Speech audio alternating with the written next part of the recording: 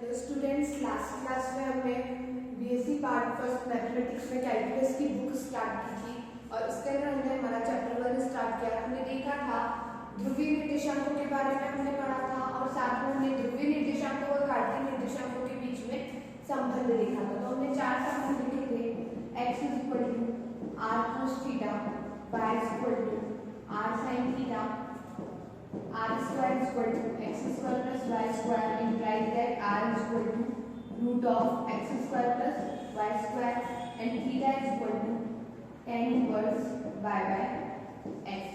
ये हमने last class में कार्तीय निर्देशांकों और ध्रुवीय निर्देशांकों में संबंध देखे थे और साथ में हमने ध्रुवांतर रेखा क्या होती है, ध्रुवीय कोण क्या होता है, इसके बारे में भी पढ़ा था।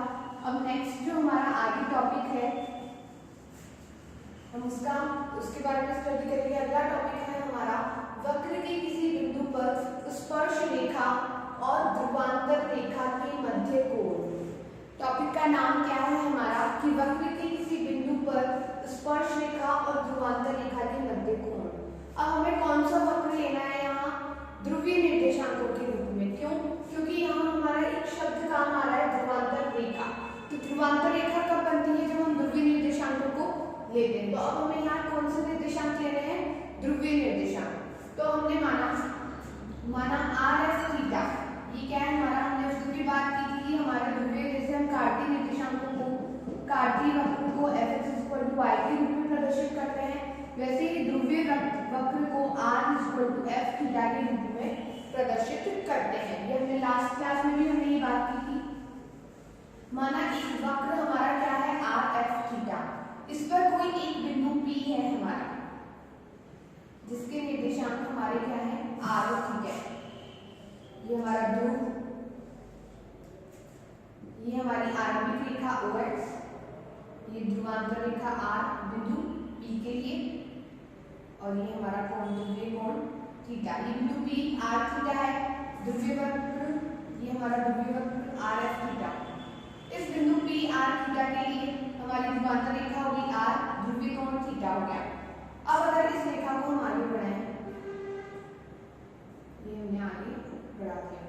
अगर इस बिंदु P पर अगर हम एक स्पर्श रेखा खींचे, P पर हम क्या खींचेंगे, एक स्पर्श रेखा। तो स्पर्श रेखा किस तरीके से जाएगी, कुछ इस तरीके से ही हमारी स्पर्श रेखा निकलेगी। ये हमारा बिंदु P, ये P पर होगी हमारी स्पर्श रेखा। तो P पर तब हम क्या करें, ध्रुवांतर रेखा और स्पर्श रेखा के मध्य कोण। तो ये ध्रुवांतर रेखा होगी हमारी R हमारी क्या होगी ध्रुवांतर रेखा और ये बिंदु, ये स्पर्श रेखा होगी हमारी P पर। इस बिंदु को हम नाम दे देते हैं S। तो इन दोनों के बीच का कोण हमारा क्या हुआ, ये कोण हमारा फाई। ये कोण है हमारा थीटा, इसे हमने माना फाई। क्योंकि हमें क्या करना है, वक्र के किसी बिंदु पर स्पर्श रेखा, ये होगी स्पर्श रेखा और ध्रुवांतर रेखा, ये होगी ध्रुवांतर रेखा। ये ध्रुवांतर रेखा आगे बढ़ रही है, स्पर्श रेखा इधर हमारी आगे जा रही है, के बीच कोण। हमारा टॉपिक यही है कि वक्र के किसी बिंदु P पर ध्रुवांतर रेखा और स्पर्श रेखा के बीच कोण। तो ये होगी हमारी स्पर्श रेखा, ये होगी हमारी ध्रुवांतर रेखा। इन दोनों के बीच का कोण हमारा हो गया फाई। तो हमें क्या निकालना है, इस कोण फाई के लिए हमें रिलेशन निकालना है। अब हमने नेक्स्ट हमारा क्या लिया, हमने माना कि बिंदु P के समीप एक अन्य बिंदु Q है। बिंदु P के समीप एक अन्य बिंदु Q लिया और इस Q के निर्देशांक हमारे क्या होंगे, बिंदु P के समीप हमने एक अन्य बिंदु Q लिया जिसके लिए हमारे पास ध्रुवीय निर्देशांक है हमारे r + डेल r। और जो ध्रुवीय कोण है हमारा वो हमारा क्या है थीटा + डेल थीटा। क्योंकि ये वाला कोण हमारा थीटा, जब थीटा + डेल थीटा, ये पूरा कोण हमारा क्या होगा थीटा + डेल थीटा। तो P के निर्देशांक तो हमारे हैं r थीटा, Q के निर्देशांक है हमारे r + डेल r और थीटा + डेल थीटा। क्यों? क्योंकि ये बिंदु Q जो है बिंदु P के पास में है। अब हम इस Q से इस स्पर्श रेखा, इस बिंदु Q से हम एक लंब खींचेंगे इस ध्रुवांतर रेखा पर। तो ये हमने लंब खींचा और ये हमारा हो गया QR, ये हमने एक लंब खींचा है। और हमने बनाया त्रिभुज QR। ये हमने लंब खींचा, हमारे पास यहाँ पे त्रिभुज बना PQR, जो कि क्या है, एक समकोण त्रिभुज है। सबसे पहले हमने एक वक्र लिया, वक्र पर एक बिंदु P, इस बिंदु P के निर्देशांक हमारे पास r थीटा है।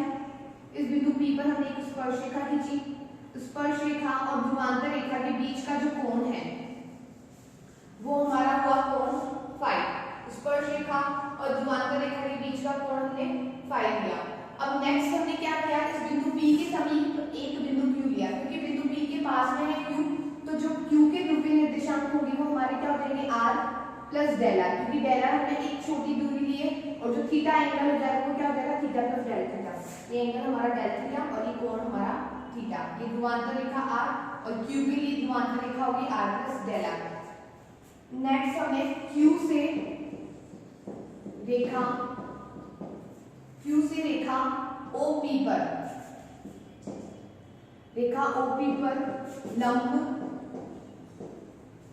QR डाला। क्या किया हमने, Q से रेखा OP पर लंब क्या डाला, OR डाला, जिससे त्रिभुज QPR एक समकोण त्रिभुज बना।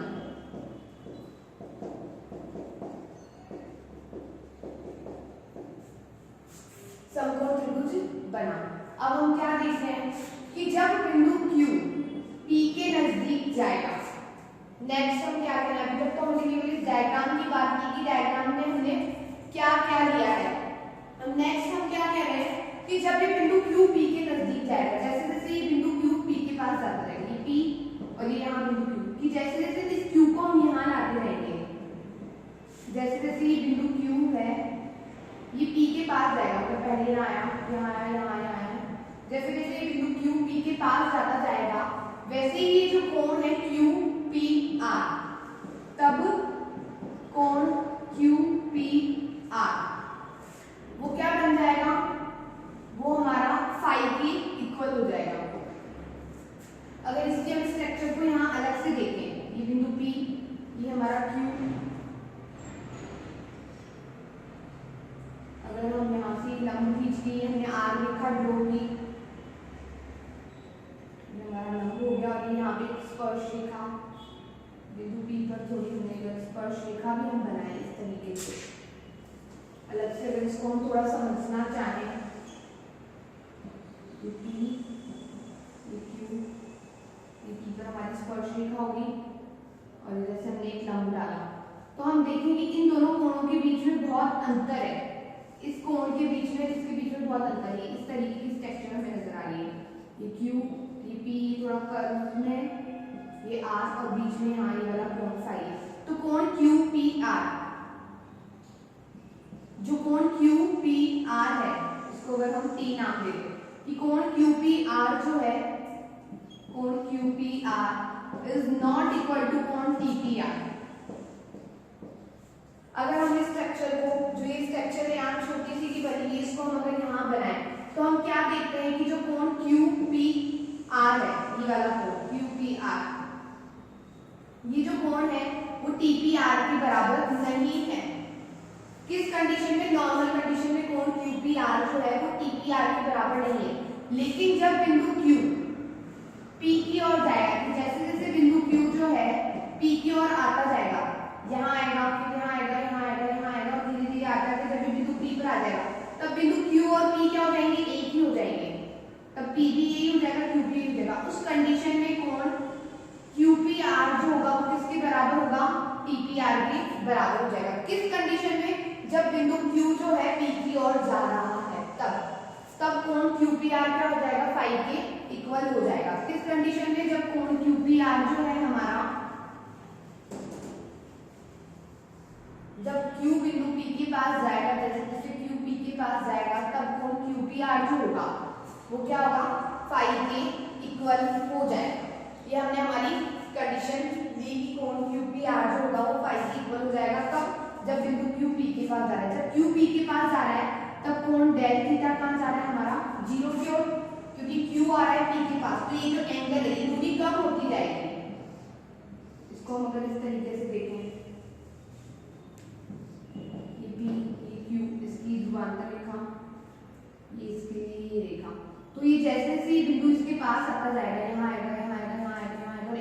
जब ये यहाँ पहुंच गया तो ये कोण डेल थीटा भी क्या हो जाएगा, ये देखा है पास होते होते हुए डेल थीटा भी कहाँ जाएगा, 0 की ओर। जो ये दूरी है, जो ये कोण की दूरी है वो क्या होती जाएगी, कम होती जाएगी। तो ये कोण डेल थीटा हमारा क्या होगा, 0 की ओर जाएगा।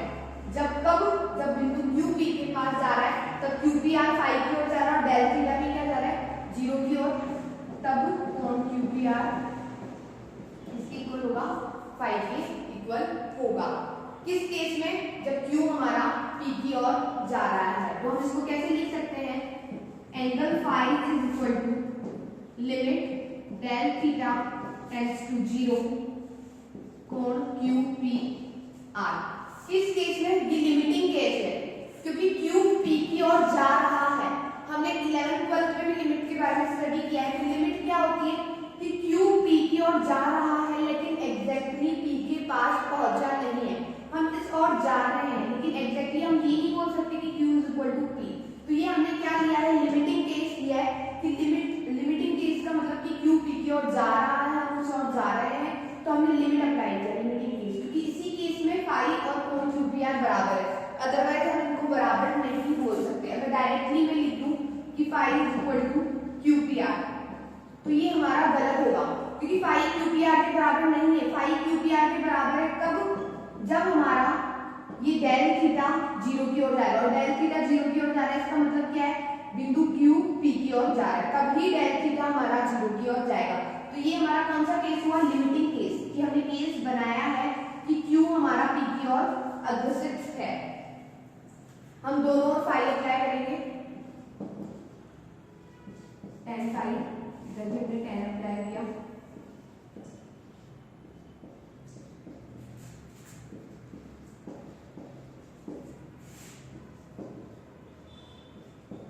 क्योंकि फाई हमारा एक कंटिन्यूअस फंक्शन होता है तो ये अंदर जा सकता है। हम लिमिट इस tan को हम तभी अंदर भेज सकते हैं जब ये कंटिन्यूअस फंक्शन हो। अगर किसी फंक्शन f(x) इस तरीके का अगर हमारा फंक्शन है limit x tends to a gx तो ये f(x) इस लिमिट के अंदर तभी जा सकता है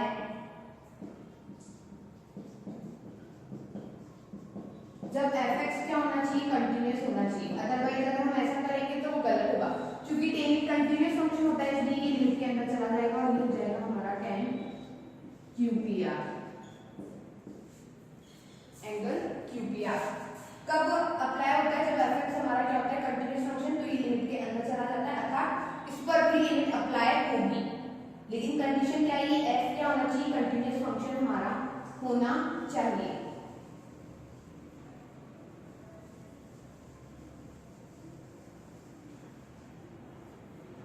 ये हो गया हमारा tan phi equal to limit del theta tends to 0 tan कोण एंगल QPR। अब एंगल QPR हमारा क्या है, QPR। अगर इस वाले इसमें हम देखें, इस स्ट्रक्चर को हम बनाएं, ये Q, ये P, ये R, ये बीच में हमारा एंगल फाई है। तो ये यहाँ हमारा समकोण है तो हम tan फाई हमारा क्या होता है, लंब बटा आधार, यही होता है हमारा। तो QR अपॉन PR, किस त्रिभुज में बात कर रहे हैं, त्रिभुज QPR की बात कर रहे हैं। यहाँ पर त्रिभुज QPR में, इसको हम यहाँ साइड में लिखेंगे,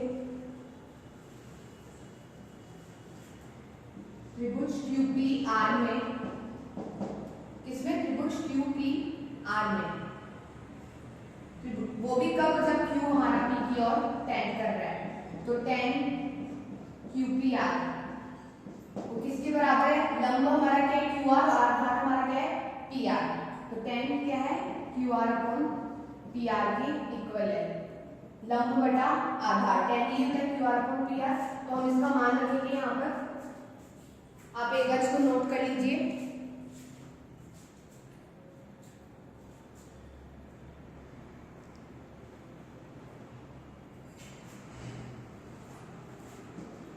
इसको यहाँ से निकाल देते हैं।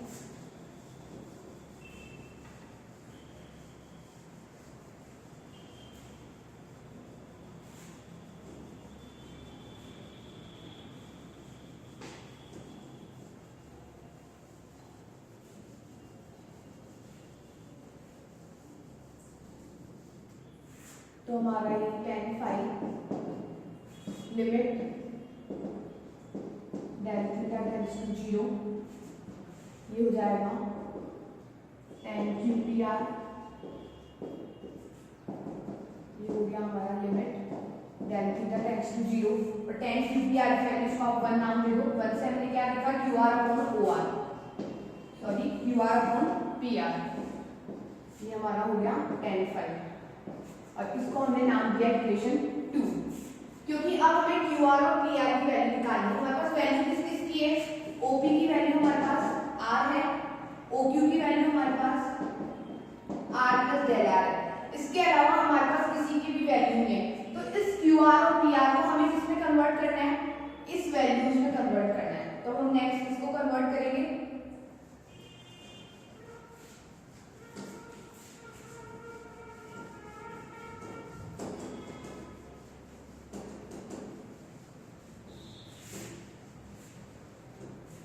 अब नाउ त्रिभुज ओ क्यू आर, हमने कौन सा त्रिभुज लिया, त्रिभुज ओ क्यू आर में, त्रिभुज ओ क्यू आर ये वाला त्रिभुज लिया है ओ क्यू आर में। त्रिभुज ओ क्यू आर में लंब क्या है हमारा, क्यू आर तो क्या है हमारा लंब है, आधार क्या है हमारा ओ आर हमारा आधार है, और जो हमारा OQ है वो है हमारा कर्ण। तो हमें किसकी वैल्यू निकालनी है, QR की वैल्यू निकालनी है।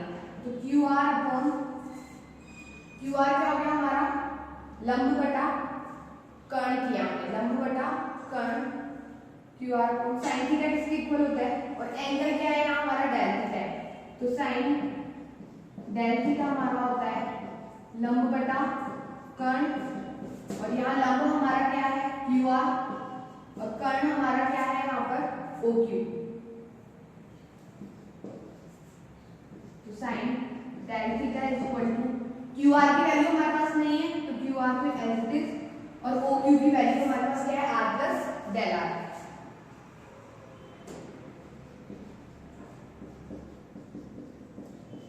तो ओ आर किसके इक्वल हो गया R plus del are sine del theta, ये इक्वेशन 2 और इसको हमने नाम दिया इक्वेशन 3। हमें किसकी वैल्यू निकालनी है क्यू आर की और पी आर की, जबकि हमारे पास किसकी वैल्यू है ओपी की वैल्यू है, एक ओक्यू की वैल्यू है।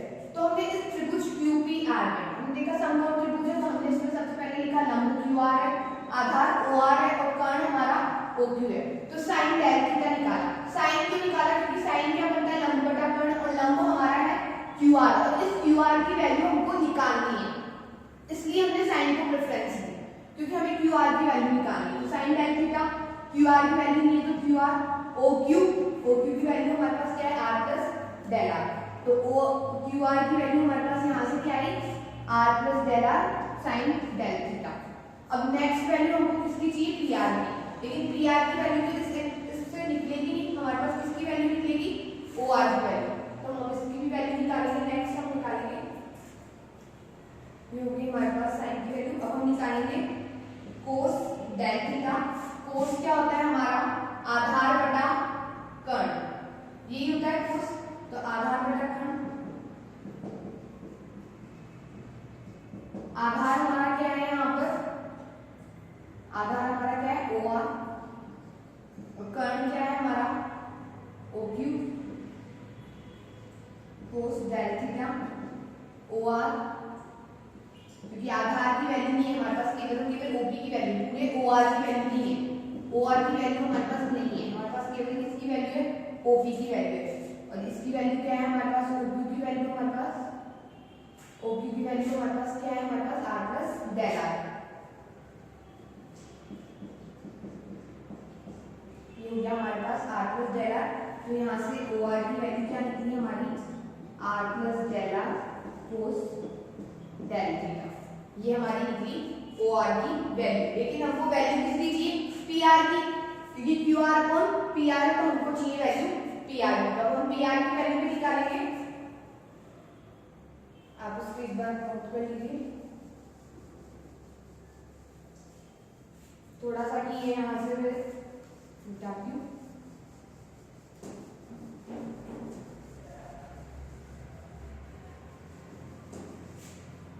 अब हम देखें तो पी आर किसके बराबर है, पी आर किसके बराबर है, ओ आर माइनस ओपी, क्योंकि इस तरीके से हमारा ओ इधर पी और इधर आर, हमको क्या निकालना है, पी आर। तो पी आर किसके बराबर है, ओ आर में से अगर हम ओपी को माइनस कर ले, अगर इस पूरी लेंथ में से हम ये वाली लेंथ माइनस कर ले तो हमारे पास क्या बचेगा, पी आर। तो पी आर किसके बराबर है, O R minus OP. O R की वैल्यू हमारे पास क्या है, R plus del are cos del theta, और ओपी की वैल्यू हमारे पास क्या है, आर माइनस आर। तो ये हमारी किसकी वैल्यू होगी, पी आर की वैल्यू होगी, और इसको हम नाम देंगे इक्वेशन नंबर 4, ये इक्वेशन 3, ये इक्वेशन 4। कोस डेल थीटा क्यों निकाला हमने, ओ आर की वैल्यू निकालने के लिए। डेल थीटा क्यों लिया जा रहा है, क्योंकि हम इस त्रिभुज की बात कर रहे हैं, और इसके लिए यहाँ एंगल हमारा क्या है, डेल थीटा।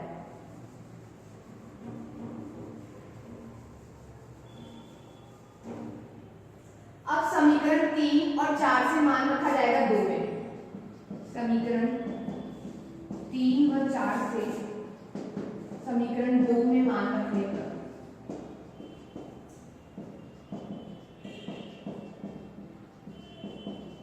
तीन व 4 से हमने मान रखेंगे इक्वेशन नंबर 2 में। तो हमारा क्या हो जाएगा, n5 equal to limit del theta tends to 0, del theta कहाँ जाएगा 0 की, और क्यू आर की वैल्यू हमारी होगी R plus del are sine del theta, और यहाँ से हमारी पी आर की वैल्यू क्या होगी, R plus del are cos del theta minus R. ये हमारा हो गया n5। समीकरण हमने 3 से और 4 से हमने क्यू आर की और पी आर की वैल्यू रखी समीकरण 2 में। अब हम इसको आगे सॉल्व करेंगे। एक बार आप यहाँ तक का नोट कर लीजिए, एक बार आप यहाँ तक का नोट कर लीजिए।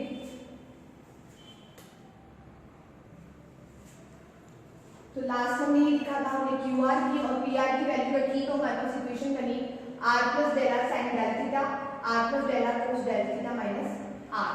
अब हम नेक्स्ट हमारा स्टेप है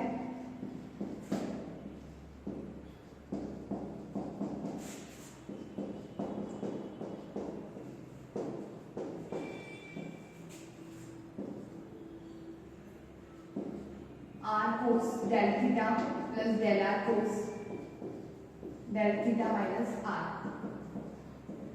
limit del theta tends to 0, are plus del are sine del theta del are cos del theta as it is, और यहाँ से हमने क्या किया, आर कॉमन ले लिया, प्लस आर बन गया हमारा कोस डेल थीटा माइनस 1, ये हमने कॉमन लिया। अब हम नेक्स्ट क्या अप्लाई कर रहे हैं, चूंकि कोस 2 थीटा इक्वल टू होता है 1 माइनस 2 साइन स्क्वायर थीटा, ये हमने कोस 2, ये हमने इक्वेशन पढ़ी है कि कोस 2 थीटा इक्वल टू होता है 1 माइनस 2 साइन स्क्वायर थीटा, तो कोस 2 थीटा माइनस 1 क्या हो जाएगा, माइनस 2 साइन स्क्वायर थीटा, ये होगा। तो हम इसका यूज हम यहाँ पे करेंगे। हम यहाँ क्या देख रहे हैं, कोस डेल थीटा माइनस 1 देख रहे हैं, क्या देख रहे हैं हम, कोस डेल थीटा माइनस 1। तो जब यहाँ 2 थीटा है तो कोण हमारा क्या है, थीटा, लेकिन जब हमारे पास कोण डेल थीटा है तो वो क्या हो जाएगा, उसका हाफ डेल थीटा बाय 2, क्योंकि इक्वेशन क्या होती है कि कोस समीकरण हमारी क्या होती है, कोस 2 थीटा बराबर होता है 1 माइनस 2 साइन स्क्वायर थीटा के। तो कोस 2 थीटा इस माइनस 1 को यहाँ लिया है, माइनस 2 साइन स्क्वायर थीटा, तो यहाँ हमारा ये बन रहा है कोस डेल थीटा माइनस 1। तो इसका मतलब क्या है, हमारा 2 थीटा हमारे किसके बराबर है, डेल थीटा के, तो थीटा किसके बराबर हो जाएगा, डेल थीटा बाय 2 के, क्योंकि हमें किसकी वैल्यू रखनी है यहाँ पे, थीटा की। तो थीटा हमारा क्या हो गया, जस्ट हाफ। जब 2 थीटा होता है तो इसका होता है हाफ, तो यहाँ डेल थीटा है तो इसका हाफ हमारा क्या हो जाएगा, डेल थीटा बाय 2। तो इसको हम अप्लाई करेंगे यहाँ पर, ये हो जाएगा limit del theta tends to 0, are plus del are sine del theta upon del are cos del theta plus R, तो ये यहाँ पे आएगा हमारा -2 sine square del theta by 2, क्योंकि डेल थीटा है तो इसका जस्ट हाफ 2 थीटा हो जाता है, तो यहाँ क्या आता है थीटा, तो डेल थीटा का आधा क्या हो जाएगा डेल थीटा बाय 2। नेक्स्ट हमारा हम ऊपर लिखेंगे,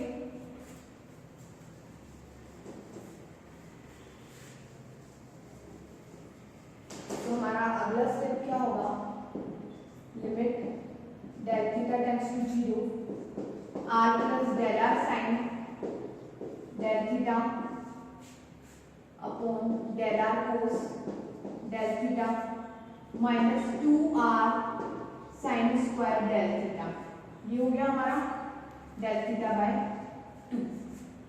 अब हम अंश व हर में डेल थीटा का भाग देंगे,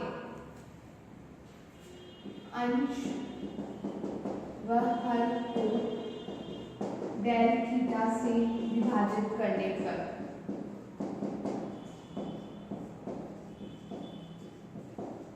नेक्स्ट हम क्या कर रहे हैं, अंश में व हर में डेल थीटा का हम भाग देंगे। आपने नोट कर लिया होगा,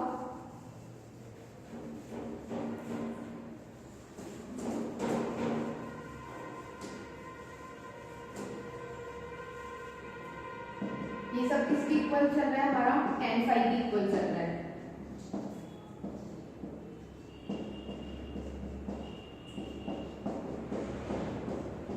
हमारा sin del theta upon del theta, भाग देना है, अंश में भाग दिया, मल्टीप्लाई में तो चाहे यहाँ दे लिखे हैं यहाँ लिखे कोई फर्क नहीं पड़ता, यहाँ डेल थीटा दोनों में जाएगा, ये हो गया del r upon del theta cos del theta -2r sine del theta by 2, और इसको हमने क्या किया अलग अलग करके लिख दिया, साइन स्क्वायर है तो एक साइन अलग लिखा और दूसरा साइन अलग लिखा, अपॉन में डेल थीटा, हमने यही किया। अंश व हर में हमने डेल थीटा से भाग लिया, ये यहाँ गुणा में है तो इसको इधर लिख दिया, और ये यहाँ प्लस और माइनस में है तो डेल थीटा इस पर अलग बताया होगा, इस पे अलग बताया होगा। Theta tends to 0 are plus del are sine del theta upon del theta, ये दिस, और हमने यहाँ क्या किया del r upon del theta cos del theta minus हमने इसको किया r sine del theta by 2 और डेल थीटा बाय 2, और ये हमारा यहाँ पे साइन डेल थीटा बाय 2, इस 2 को हमने नीचे भेज दिया, ये वापस ऊपर आ जाएगा, क्योंकि हमने क्या बनाया इसको sine del theta by 2 upon del theta by 2 बनाया, इस वाले को हमने ऐसे ही रहने दिया, इस 2 को हमने कहाँ किया नीचे भेज दिया, और आप चाहो तो 2 से ऊपर नीचे डिवाइड करो, अगर हम 2 से ऊपर नीचे डिवाइड करेंगे यहाँ पर तो ये डेल थीटा बाय 2 और इस 2 से ये 2 कैंसिल हो जाएगा। अब नेक्स्ट हम क्या देखते हैं, जब हमारा डेल थीटा किसकी ओर जा रहा है 0 की ओर, हम यही कह रहे हैं जब डेल थीटा 0 की ओर जा रहा है तो ये दूरी जो डेल आ रही है तो क्यू पी की ओर है, क्योंकि क्यू कहाँ जा रहा है पी की ओर, इसका मतलब डेल थीटा कहाँ जा रहा है 0 की ओर, तब क्यू और पी बराबर हो जाएंगे, तब ये डेल आर भी क्या होगा 0 की ओर जाएगा, क्योंकि क्यू पी के ऊपर आ रहा है, जब पी और क्यू दोनों बराबर हो जाएंगे तो ये डेल आर जो एक्स्ट्रा ये दूरी है जो थोड़ी सी की ये दूरी है डेल आर वो भी क्या हो जाएगी 0 हो जाएगी, तभी डेल आर भी कहाँ जाएगा 0 की ओर, क्योंकि अब पी और क्यू दोनों बराबर हो जाएंगे, इसका मतलब आर बराबर हो जाएगा आर प्लस डेल आर के, आर से आर कैंसिल हो गया तो डेल आर किसके बराबर हो गया 0 के बराबर, कि जब बिंदु क्यू पी की ओर जा रहा है इसका मतलब क्या हो गया पी और क्यू आपस में बराबर हो गए, तो इनकी ध्रुवांतर रेखाएं भी क्या होगी बराबर होगी, तो r plus del r minus r बराबर 0, आर से आर कट गया, इसका मतलब क्या होगा डेल आर का मान क्या आएगा हमारे पास 0, तो इसका मतलब क्या होगा डेल आर भी कहाँ जा रहा है हमारा 0 की ओर जा रहा है, कि जब क्यू पी की ओर जा रहा है तब डेल थीटा हमारा 0 की ओर जा रहा है, क्योंकि हम लिमिट अप्लाई करने वाले हैं इसलिए हम सब ये चीजें देख रहे हैं, तो इसका मतलब डेल आर भी 0 की ओर जाएगा, और उस कंडीशन में डेल आर अपॉन जो डेल थीटा होता है वो क्या बन जाता है dr अपॉन d थीटा, ये भी हमने सब पढ़ा है, जब लिमिट अप्लाई करते हैं तो हमारा क्या होता है कि del r upon del theta जो होता है वो dr अपॉन d थीटा बन जाता है, और साथ में limit x tends to 0 sin x upon x जो होता है इसकी वैल्यू तो होती है हमारी 1, limit x tends to 0 cos x की वैल्यू होती है हमारी 1। ये हमने पढ़ा है कि sin x अपॉन x क्या होता है 1 और limit x tends to 0 cos x हमारा होता है 1। ये हमने सबने 12th क्लास में हमने देखा है। तो हम इन चीजों को डायरेक्ट यूज में लेंगे क्योंकि अब हम लिमिट अप्लाई करने जा रहे हैं। तो ऊपर से मैं मिटाना स्टार्ट करूंगी।